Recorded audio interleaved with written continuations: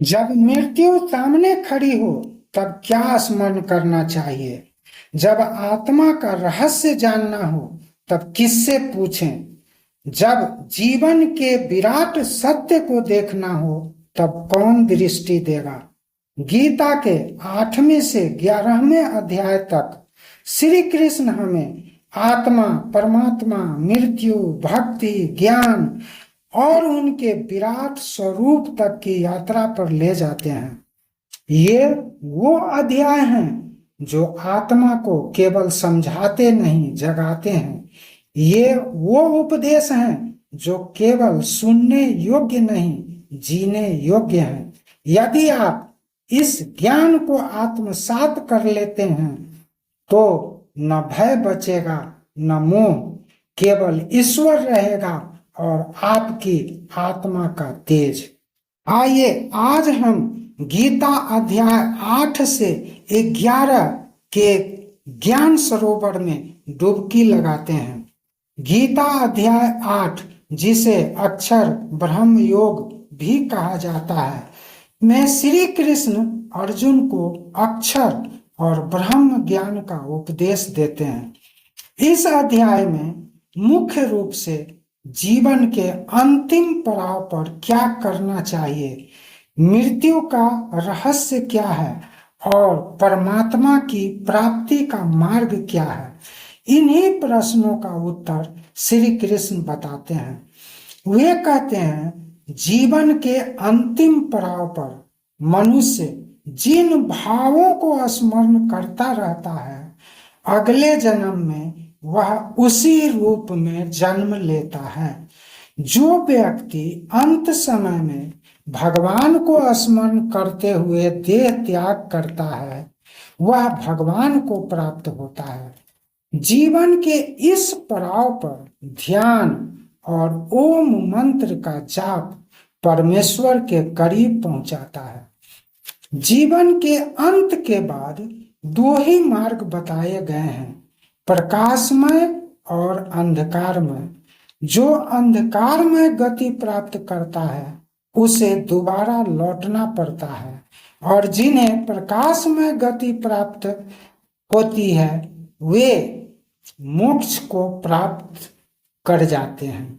मुख्य संदेश यह है कि मनुष्य को निरंतर ध्यान करना चाहिए और भगवान को स्मरण करना चाहिए, ताकि मृत्यु के बाद वो परम गति को प्राप्त कर सके।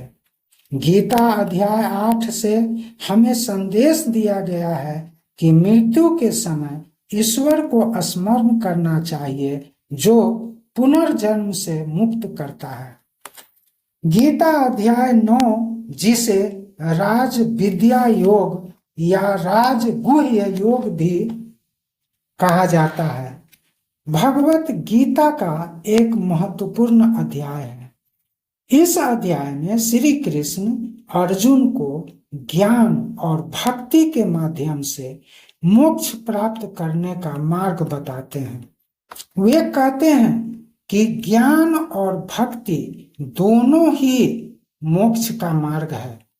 जीवन के अंतिम पड़ाव पर यदि व्यक्ति आध्यात्मिक ज्ञान प्राप्त करे या फिर भगवान की भक्ति में लीन हो जाए, उसे मोक्ष की प्राप्ति होती है।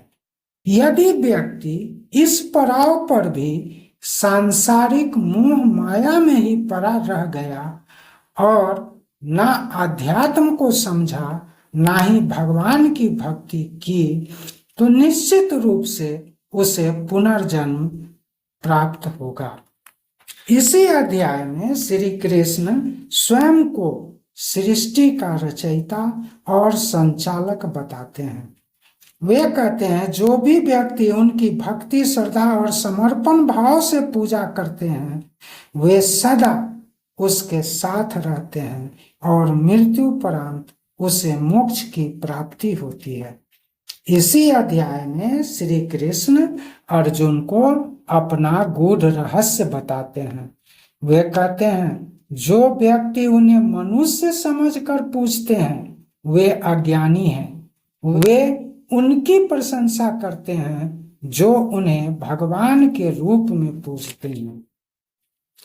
कर्मों का जिक्र करते हुए श्री कृष्ण अर्जुन को बताते हैं कि कर्मों का उन पर कोई प्रभाव नहीं पड़ता है, क्योंकि वे स्वयं कर्मों से परे हैं, वे कर्म बंधन से मुक्त हैं। भगवान श्री कृष्ण अर्जुन को कहते हैं उनकी पूजा भक्ति, श्रद्धा एवं पूर्ण समर्पण भाव से करनी चाहिए। अध्याय 10 में जब अर्जुन ने पूछा, हे प्रभु, मैं कैसे आपको हर जगह देख सकता हूं, कैसे जान सकूं कि आप ही सबके भीतर विराजमान हैं? तब श्री कृष्ण ने प्रकट की अपनी विभूतियां।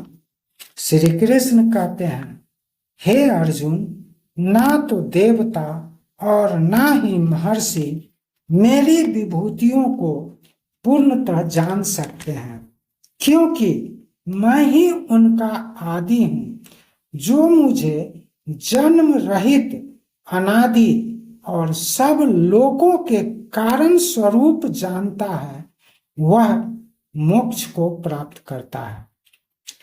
भगवान अपने परम ज्ञान, सत्य, क्षमा, भक्ति, बल, तेज, यश और वैराग्य को अपनी विभूतियां बताते हैं। श्री कृष्ण महापुरुषों के लक्षण बताते हुए कहते हैं, जो ईश्वर के ज्ञान में स्थित रहते हैं, मन लगाकर भक्ति करते हैं, उन्हें भगवान विशेष बुद्धि प्रदान करते हैं, जिससे वे मोक्ष के मार्ग पर अग्रसर होते रहते हैं। अर्जुन के अनुरोध पर श्री कृष्ण कहते हैं, मैं जल में स्वाद हूं, सूर्य और चंद्रमा में प्रकाश हूं, मैं ही ओंकार हूं और मैं ही अग्नि में तेज हूं। श्री कृष्ण आगे विभूतियों की एक झलक देते हुए कहते हैं, ऋषियों में नारद, यज्ञों में जप यज्ञ, पर्वतों में मेरु, नदियों में गंगा, सेनापतियों में स्कंद, मंत्रों में ओम, वृक्षों में पीपल, गायों में कामधेनु, सर्पों में वासुकी, पक्षियों में गरुड़ श्रेष्ठ है। अर्थात प्रत्येक वर्ग की श्रेष्ठतम वस्तु या व्यक्ति में भगवान की झलक है। श्री कृष्ण अंत में कहते हैं, हे अर्जुन, मेरी विभूतियां अनंत हैं। यह तो मैंने संक्षेप में कही है, पर जान लो, मैं ही वह शक्ति हूं जिससे सब कुछ उत्पन्न होता है। यदि तुमने किसी में प्रतिभा देखी, किसी में करुणा देखी, किसी में तेज, बल, भक्ति या त्याग देखा, तो समझ लेना वह उस परमात्मा की ही झलक है। श्री कृष्ण अर्जुन से कहते हैं, हे अर्जुन, ईश्वर को हर श्रेष्ठ कर्म में, हर सकारात्मक विचार में और हर शुभ भाव में देखा जा सकता है, मंदिरों में नहीं। संसार की हर विभूति उसी अनंत शक्ति का प्रतिबिंब है, बस हमें पहचानने की दृष्टि चाहिए। अध्याय 10 का संदेश यह है कि हमें भगवान की भक्ति सकारात्मक भाव से करनी चाहिए, तभी भगवान से हमारा गहरा जुड़ाव हो सकता है। अध्याय 11 में अर्जुन भगवान कृष्ण से उनका विराट रूप देखने की इच्छा व्यक्त करते हैं। तब श्री कृष्ण अर्जुन को दिव्य दृष्टि प्रदान करते हैं, ताकि वे उनके ब्रह्मांडीय रूप को देख सकें। दिव्य दृष्टि से अर्जुन भगवान के विराट रूप को देखते हैं, जिसमें वे पूरे ब्रह्मांड को देखते हैं। यह रूप अत्यंत विशाल और शक्तिशाली है और इसमें असंख्य भुजाएं, मुख और आंखें हैं। अर्जुन भगवान के इस रूप को देखकर भयभीत और विस्मित हो जाते हैं। वे देखते हैं कि कृष्ण सभी प्राणियों को निगल रहे हैं, जो उन्हें अत्यंत डरावना लगता है। वे कांप जाते हैं, रो पड़ते हैं और कहते हैं, हे प्रभु, आप कौन हैं? कृपया आप मुझे अपने सखा और गुरु के रूप में ही दिखाइए। तब श्री कृष्ण पुनः अपने मनोहारी रूप में आ जाते हैं। दोस्तों, इन अध्यायों में श्री कृष्ण हमें जीवन का अर्थ, मृत्यु की सच्चाई, भक्ति का रहस्य और ईश्वर के विराट रूप तक का ज्ञान दे दिए। आज हम भी अर्जुन ही हैं, कभी डरते हैं, कभी भ्रमित होते हैं, कभी अपने कर्तव्यों से भागते हैं, परंतु यदि हम भी उस विराट श्री कृष्ण की शरण में जाएं, तो हमें भी मिलेगा निडरता, ज्ञान, प्रेम, परम सत्य का अनुभव और सकारात्मक भाव। अब गीता केवल एक ग्रंथ न रहे, बल्कि हमारे जीवन की सांसों में बस जाए। जब अगली बार भ्रम में हो, तब अर्जुन की तरह प्रश्न पूछिए, क्योंकि उत्तर वही देंगे श्री कृष्ण, और उत्तर होगा गीता। हर प्रश्न का उत्तर गीता में है, बस मन को मौन करके सुनना है।